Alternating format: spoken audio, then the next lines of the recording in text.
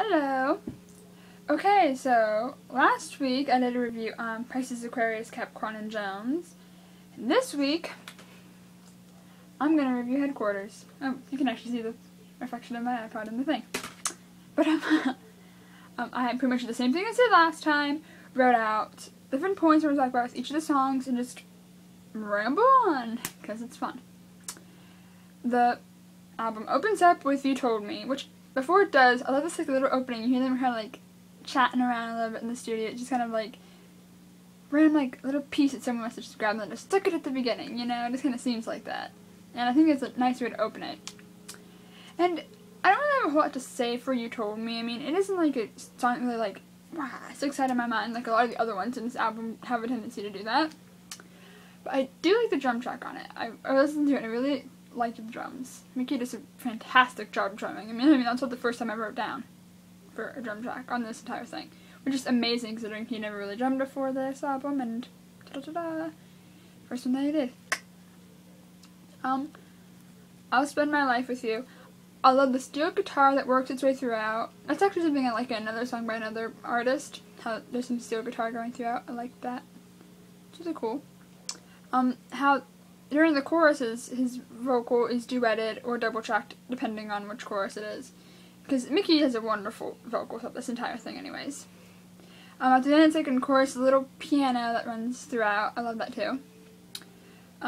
Forget That Girl. I love how airy Davy's vocal is throughout this song. I love that, I believe it was Chip Douglas, their producer, that actually wrote this song. Which I think that's pretty cool that they, you know, allowed him to write a song for the album. This is the one song that usually if I'm listening to Headquarters, it'll get stuck in my head afterwards. And I am not going to say anything about it being slashy. Nope. I'm not going to say that I always listen to it and think that Davy's singing for Mike to get rid of Phyllis. Nope. Band 6. It's a cute little portrait of the sessions. It's like exactly what I wrote down. And just how it's like they're just kind of trying to find how to play together. And I actually think it's like almost like a theme for the album right there. It's like, okay, we all have to learn how to get along and get together and make something because we have creative control now for once. We need to figure out what we can do to make it us. And, you know, I just think it's a good theme for the whole album if you don't even really think about it. You Just May Be the One. I love how Mike's vocal is a lot lower here and stuff. There's a great bass on top, especially the opening part of the bass.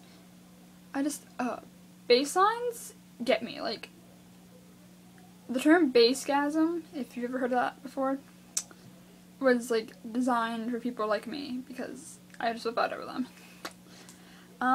Where was I also on this? Oh, yeah, and also how Mickey's harmony needs to be a lot higher. I just love that because it's kind of Beatle-esque because I know that happens a lot. Like John will be singing the melody, but Paul will be singing the harmony, and his vocals will be higher pitched, and I absolutely love that.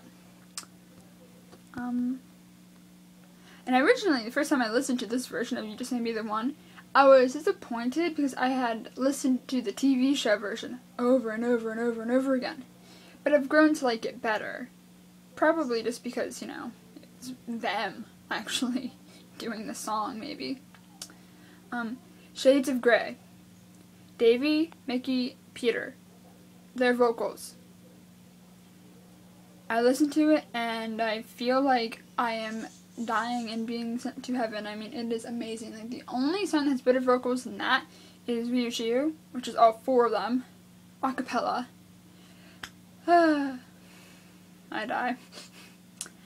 And I also love the lyrics. It's a very good adolescence, I think, theme. You know, you're looking back at your childhood and how things were so simple, and now all of a sudden things are completely changing around you. You don't know what's going on.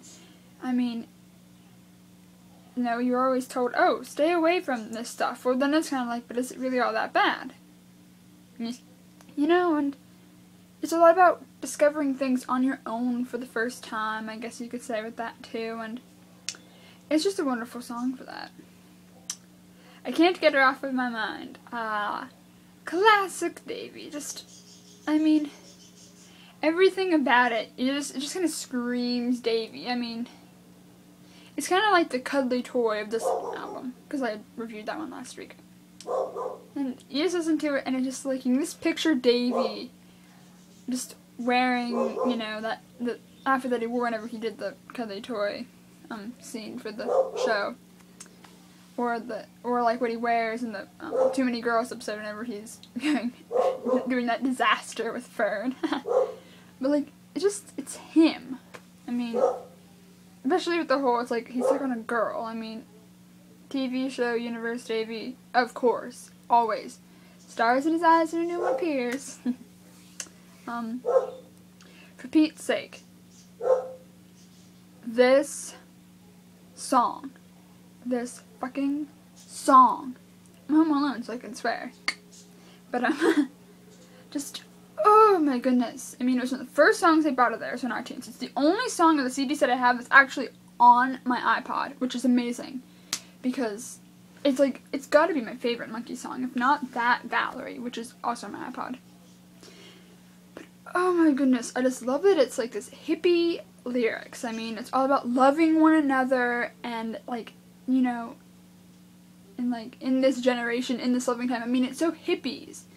But yet, it's not like it's trying to be psychedelic. It's not trying to be the Beatles with their Sgt. Pepper, which comes out like a week later after this and knocks out the #1 spot. But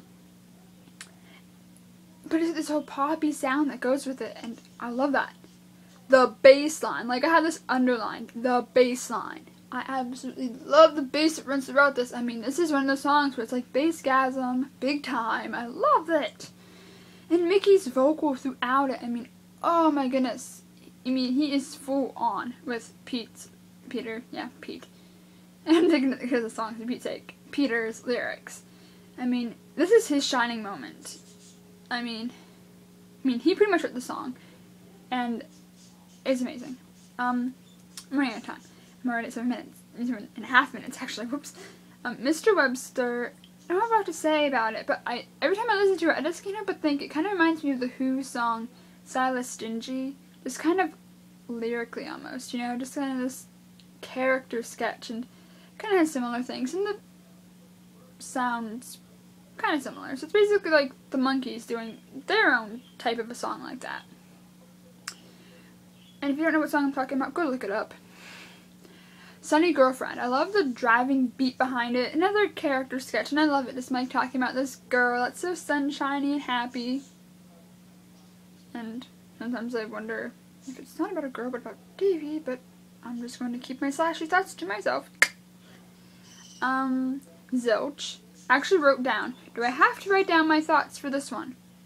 Because I already know them.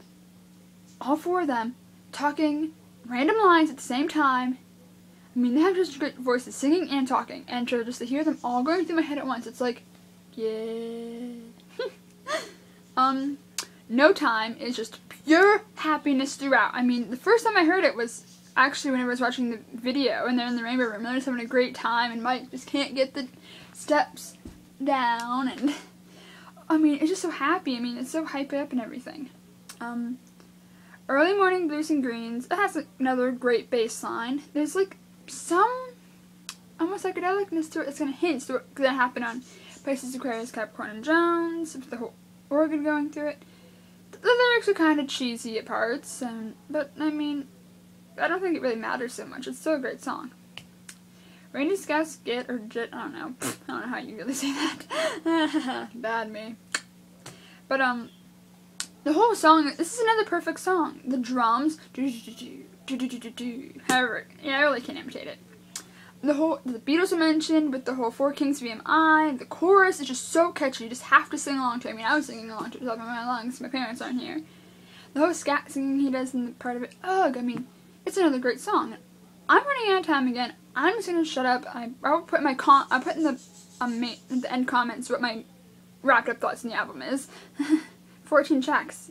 So much to talk about.